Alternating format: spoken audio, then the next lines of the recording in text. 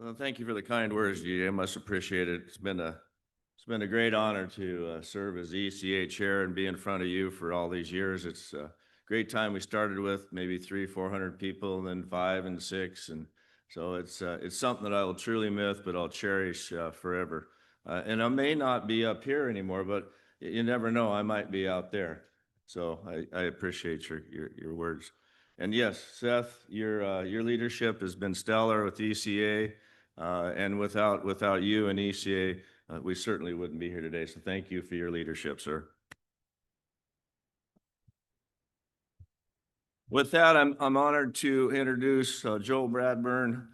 He was named as the acting secretary for the Department of Energy, Office of Environmental Management on September 10th, 2025. He comes into this position from his time as manager of the Department of Energy's Portsmouth Paducah Project Office. He's been responsible for the deactivation, decommissioning of the former gas diffusion facilities at Portsmouth, Ohio, and Paducah, Kentucky sites. And the depletion of uranium hexafluoride conversion project in both locations. Is there an acronym for that one? I mean, gee whiz, right? That's a tongue twister for sure. But over 30 years of program project manager experience, including work in shipyards, commercial nuclear, and foreign nuclear site decommissioning. We're happy for Joel, a longtime friend of ECA, stepping into this role. Joel, thank you.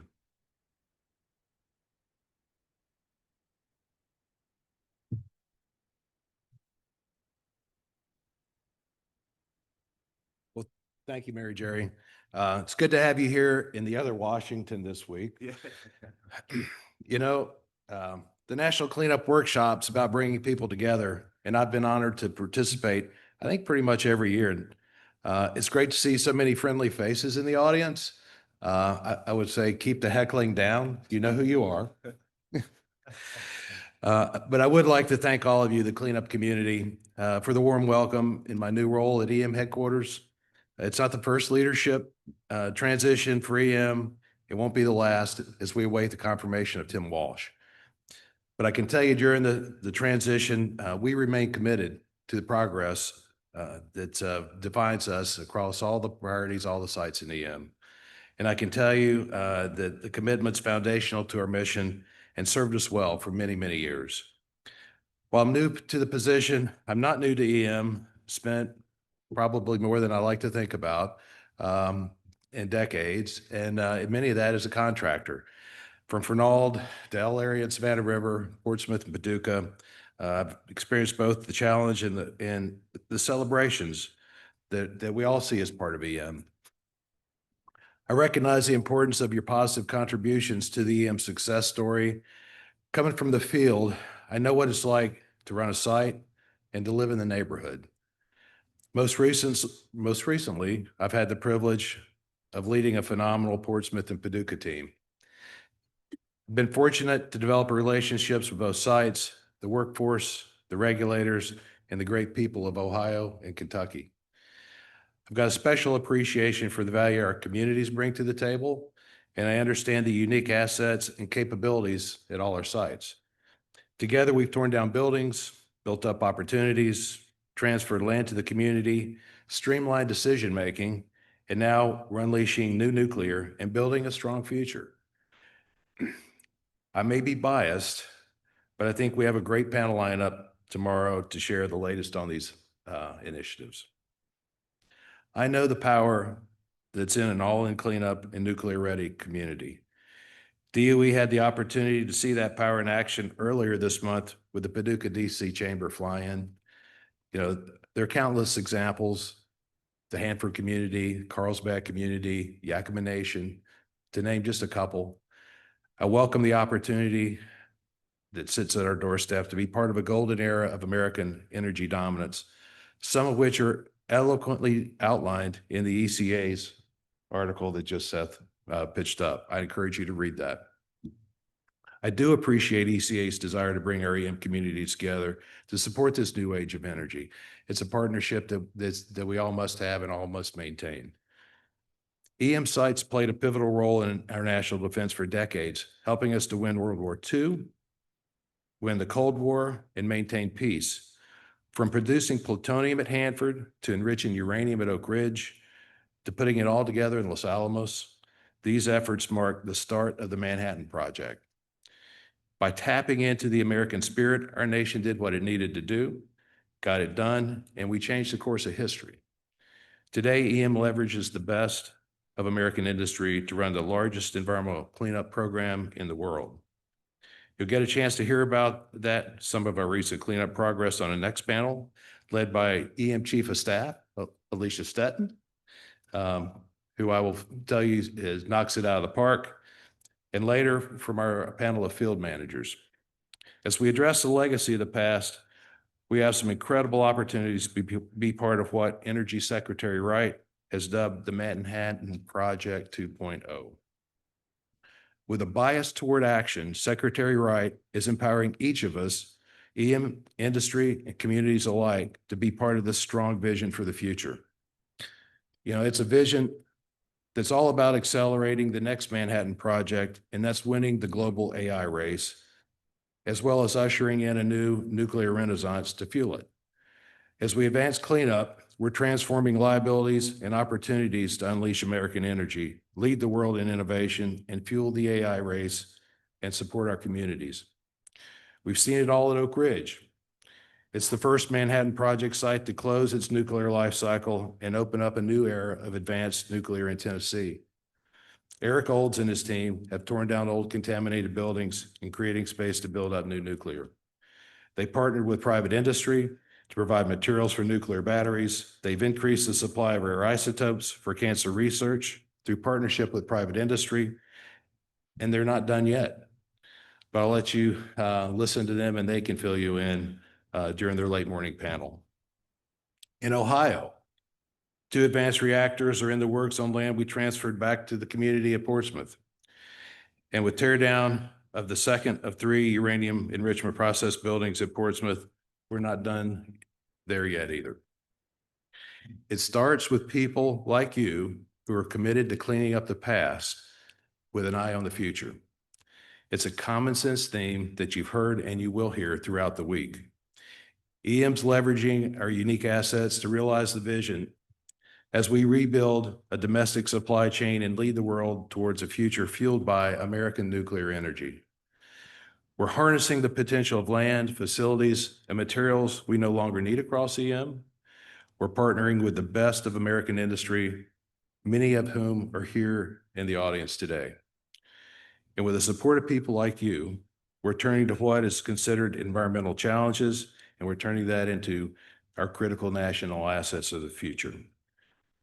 These assets are in turn being used to drive innovation, grow our economy, and unlock the future of American energy.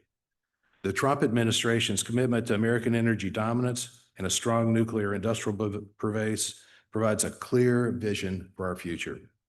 I was excited to welcome General Matter to Paducah last month. On land they're leasing from DOE, they're rebuilding a nuclear fuel base that will add energy for advanced manufacturing and AI. Along with global laser enrichment, they'll access portions of our DUF-6 inventory and feed the material for modernized uranium enrichment. These commercial partnerships have the potential to save taxpayers hundreds of millions of dollars. And in turn, these companies will unlock the potential resources readily available within DOE. And it's a common sense way to save money, fuel next generation nuclear. And for these facilities in Kentucky, it will change the future. Next up, we're seizing opportunities to use EM land we no longer need to fuel the global AI race. The department recently selected Paducah, Oak Ridge, Savannah River, and Idaho as sites to accelerate the development of AI. While EM is not leading the effort at every site, we're all in. When it comes to partnering with the private sector developing cutting-edge AI and energy products or projects on DOE-owned land, we're all in. We're moving out on recent executive orders which supports Secretary Wright's bold efforts to leverage DOE assets to accelerate Manhattan Project 2.0. President Trump has also issued executive orders rolling back the ban on the release of scrap metal from posted areas and the moratorium on the release of certain contaminated metals. This has the potential to enhance beneficial reuse and recycling options for the nickel stockpiles, as well as other metals on several EM sites. And again, possibly providing materials to grid scale products while reducing the volume of materials we have to dispose. It could enable another win-win for DOE, the communities, and the taxpayers. With decades of experience handling nuclear materials, EM has many unique assets well suited for fueling these efforts as well. It's an effort that could result in less material for us to dispose of, representing a significant cost for taxpayers. And at the same time, it could help unleash reliable and affordable energy for American consumers. Another opportunity to win-win, and EM is excited to be part of it. These opportunities don't just happen. They're created with the help of folks like you and by an EM that's all about acceleration, innovation, and transformation. In running the program more like a business, EM is driving efficiency, implementing common sense solutions, and maximizing opportunities to deliver more for the American taxpayer. As we see government reinvent itself across the board, we welcome opportunities to rethink the way we operate. I know FCOG has worked with EM over the course of the year to help identify efficiencies and provide recommendations on contractor assurance and aid in our efforts to cut red tape. We had a great meeting yesterday, and EM will continue counting on your support and the support of others. It's incumbent on each of us to examine our roles and look at our opportunities, big, small, work smarter, deliver more, and to do it at a better value for taxpayer dollars. In a program over 30 years old, that can mean taking a moment to question our current methods, considering how we streamline processes to maintain our requirements while removing barriers to progress. And sometimes that means looking at an old problem in a new light. Other times it means building relationships to ensure our state, community, and regulatory partners are aligned. Other times it means building relationships. Cleanup doesn't happen in isolation. And it's no accident to see the greatest progress in places where we have been able to build a partnership focused on shared goals rather than differences. At Paducah, we were able to partner with EPA, the state of Kentucky, on a streamlined approach, reducing regulatory decisions by 90%, allowing the accelerated cleanup and freeing up land for future use as quickly as possible. It's a game changer, and it wouldn't have been possible without our cleanup partners. From the many times I've attended this workshop and for the many years I've spent in EM, I know this is a true community of champions. You're engaged, you're informed, and leading the way into shaping cleanup in the next century of nuclear.